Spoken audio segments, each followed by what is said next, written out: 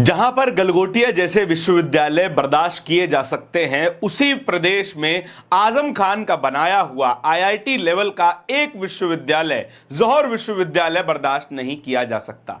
खबर आ रही है कि 15 दिन में आजम खान के रामपुर में स्थित जौहर विश्वविद्यालय पर बुलडोजर चलने वाला है। एक्सक्यूज यह दिया जा रहा है कि इस पूरे यूनिवर्सिटी प्रांगण में 40 बिल्डिंग्स हैं और 40 में से 38 बिल्डिंग्स के नक्शे पास नहीं हुए, इसीलिए इसे डिमोलिश कर दिया जाएगा। रिंकू, हाँ जी, ये देख। आगे तो चले। सत श्री अकाल बीजी। सत श्री अकाल पुत्र। अब साफ दिखाई दे रहा है बीजी।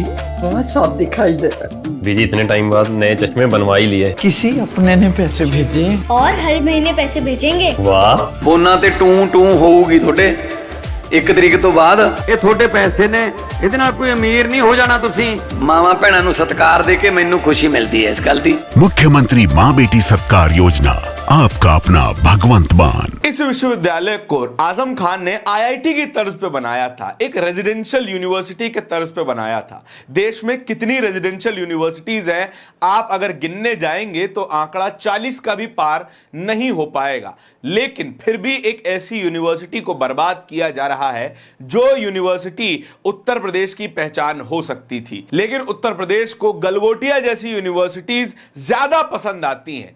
क्यों पसंद आती हैं? क्योंकि उस यूनिवर्सिटी के मालिक उस यूनिवर्सिटी में पढ़ने वाले छात्रों को बसों में भर करके प्रधानमंत्री और मुख्यमंत्री की रैलियों में लेकर के जाते हैं, नारेबाजी लगवाते हैं और नेतागण खुश होते रहते हैं। लेकिन जौहर विश्वविद्यालय के साथ ऐसा कुछ नहीं हो रहा था।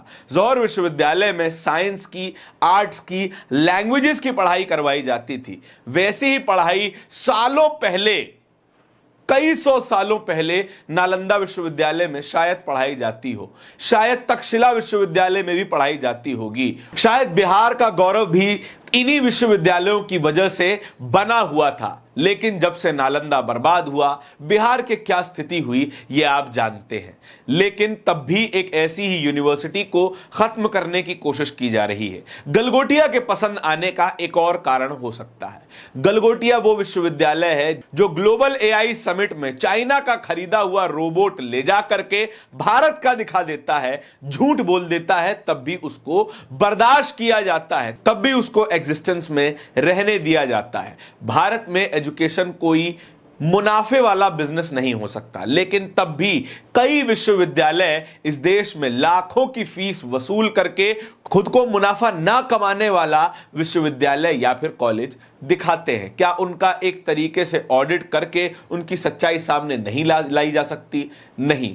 देश में सबसे बड़ा व्यापार शिक्षा का व्यापार ही है, इसीलिए उन्हें एग्जिस्ट करने दिया जाता है, बर्दाश्त किया जाता है। आजम खान का विश्वविद्यालय तोड़ा जाना आजम खान के कारण भी है। क्यों? क्योंकि उत्तर प्रदेश में एक मुसलमान नेता विश्वविद्यालय कैसे खोल सकता है? बीजेपी के नैरेटिव में तो मुसलमान केवल मदरसा चलाने के लिए हैं, केवल धर्मी तालीम पढ़ाने के लिए हैं। आप जब तक उर्दू पढ़ाएं, फारसी पढ़ाएं और ईश्वर की कहानियां पढ़ाएं, तब तक आप अस्तित्व में रह सकते हैं। लेकिन जैसे ही मुसलमानों के हाथ में साइंस की किताबें, मैथमेटिक्स की किताबें, लैंग्वेज की किताबें दिखाई देती हैं, तो एक तबके को डर लगने लगता है। और आजम खान भी उन्हीं मुसलमानों के हाथ में, ना सिर्फ मुसलमानों के हाथ में, तमाम धर्म के बच्चों, तमाम जातों के बच्चों के हाथ में किताबें थमाने की कोशिश कर रहे थे। लेकिन आजम खान को बर्दाश्त नहीं किया जाता है और हर उस शख्स को बर्दाश्त नहीं किया जाता जो भी एजुकेशन की बात करता है। एजुकेशन की बात कर लेते हैं। देश के प्रधानमंत्री पर लगातार इल्जाम लगते रहते हैं कि वे कहां तक पढ़े लिखे हैं। बताया जाता है कि प्रधानमंत्री जी ने एंटायर पॉलिटिकल साइंस के सब्जेक्ट में एमए की हुई है।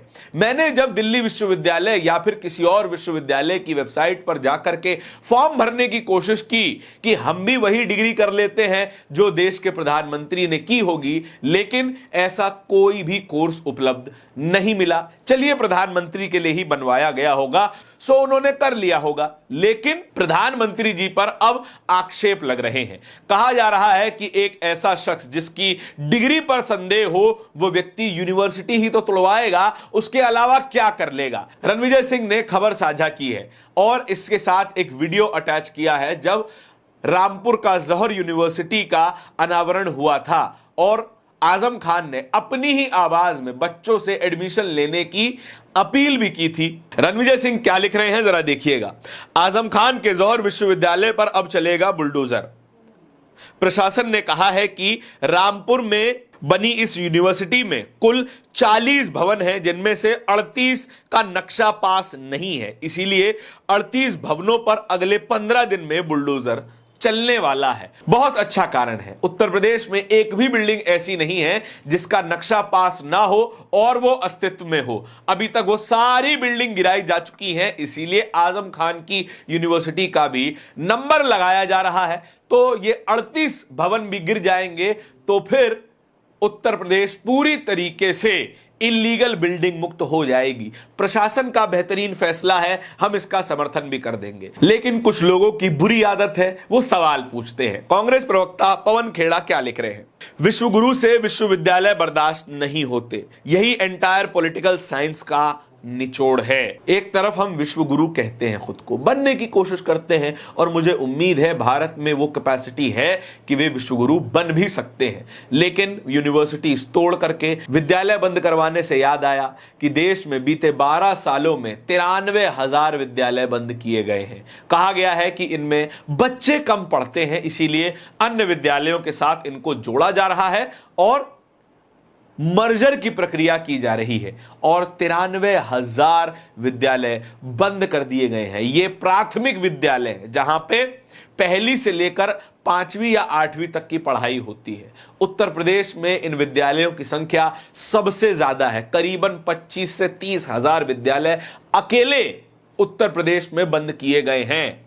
शायद यही पहला कदम है देश के विश्वगुरु बनने में। और फिर उत्तर प्रदेश की सरकार को तो बुलडोजरों से खासा लगाव है। जहां भी बात आती है बुलडोजर पहुंचा देते हैं, फिर चाहे घर मुसलमान का हो, दलित का हो, चाहे किसी का हो।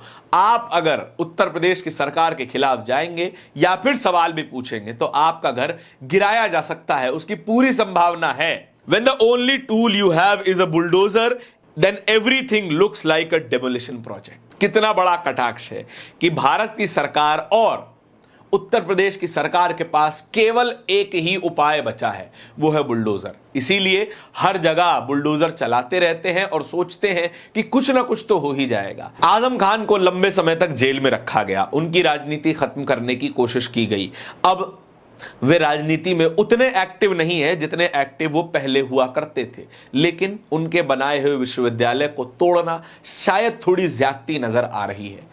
हो सकता था कि उनके विश्वविद्यालय को रहने दिया जाता, लेकिन अगर आप विद्यालय बनाते हैं तो फिर सरकार को इस बात का भी डर होता है कि जो सैकड़ों बच्चे इस विद्यालयों में से, इन विश्वविद्यालयों में से पढ़ करके निकलेंगे, वो आपको याद रखेंगे।